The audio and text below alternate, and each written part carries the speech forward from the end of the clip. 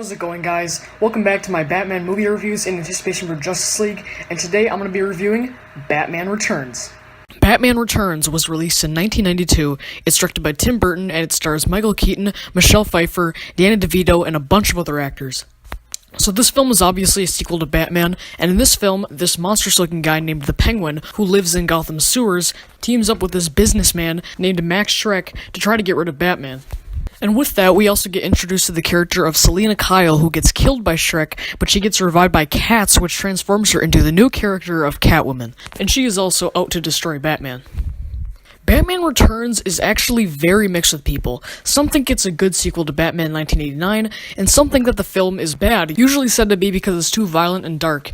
And yeah, some people were just overall disgusted by Batman Returns. But I honestly think that this film is great. Yes, I love this film, and it's easily one of my favorite Batman movies.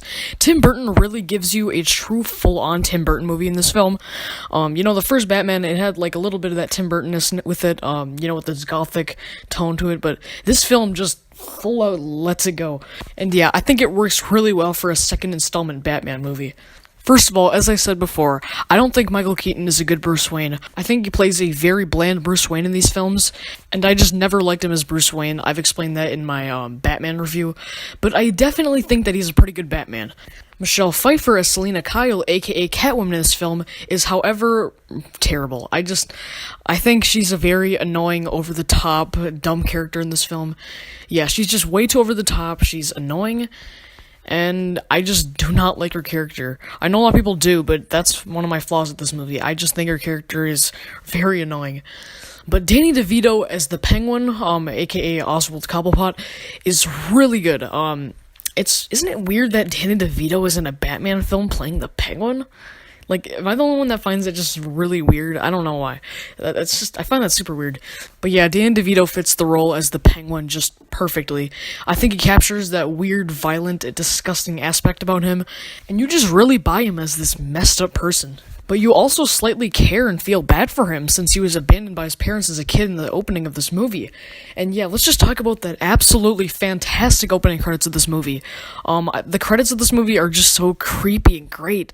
And it just sets you out on this mysterious path, with Penguin flowing down the sewer. It's just amazing. And the best part of it is just that absolutely amazing music in the background. And yeah, I think the music is just the best part of this scene.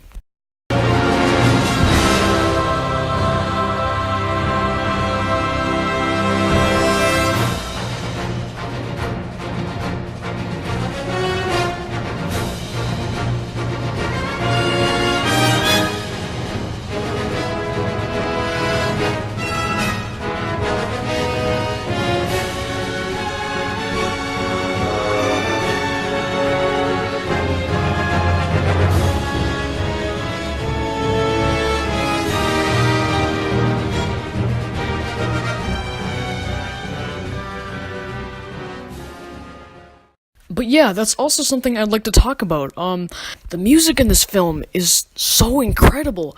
I love how he uses like the great 1989 Batman theme and just adds this like horror twist to it and makes it more creepy and mysterious. And yeah, this movie has one of the best superhero movie soundtracks of all time. Danny Elfman, you are a legend.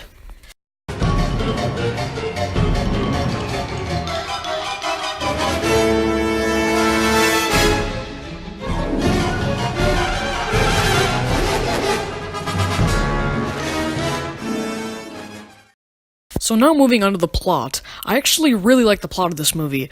I like Penguin's setup to make people view him as a good person, and I love his whole scheme with Max Shreck, to take down Batman.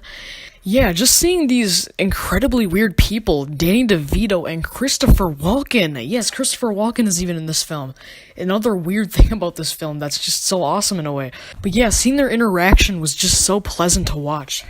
And as I said, I think Catwoman is pretty bad, and I don't think the whole Selina Kyle-Bruce Wayne relationship was that good. It's another one of my flaws with this movie. I guess it was neat seeing two people with alter egos interacting with each other, though. I mean, that was kind of neat, I guess, but honestly, I just didn't like the relationship. It was kind of like a drag of the movie. It just kind of made it a little bit boring, and yeah. But honestly, this movie's tone and location is what makes this plot very good. I just love the tone of this movie.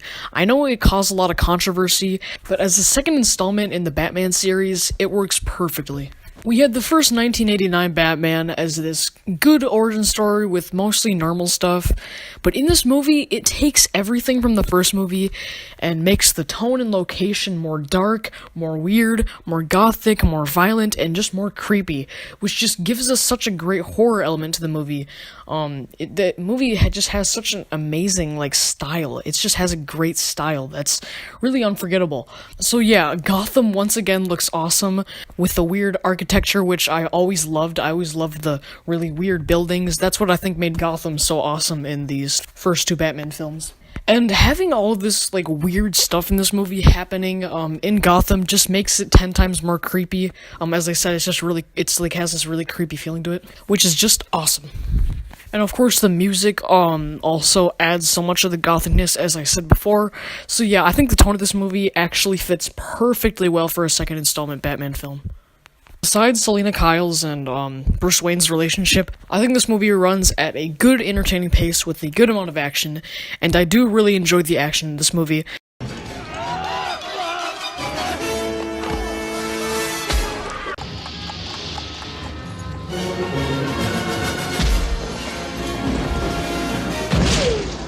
Yes, some of the action can be cheesy, but I still think that it has its serious action as well, and a lot of the cheesy action, it works for the tone of the movie for me.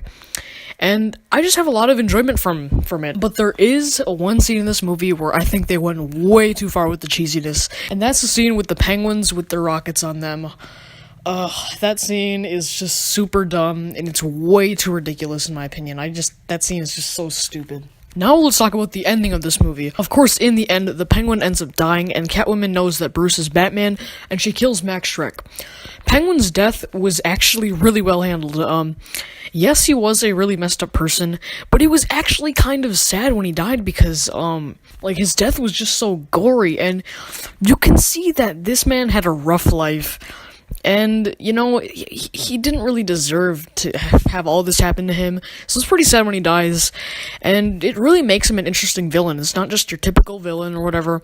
I mean, you really feel for him, you can understand him, what he's been through with his life, and that's what I really like about Penguin in this movie. I think he's just a three-dimensional villain, and I really like that. And of course, the penguins, drag him into the water, which was kind of weird, but it was kind of cool, seeing that he is the penguin. It was kind of cool. So yeah, as I said, I think Batman Returns is a great movie, and even better than the first movie in my opinion.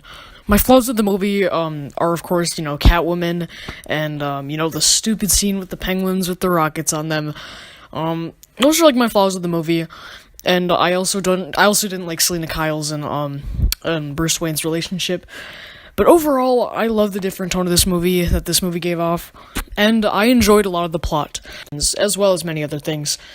So I hope you enjoyed my review on Batman Returns, and in my next review I'll be reviewing Batman Forever, which is unfortunately where the series went downhill.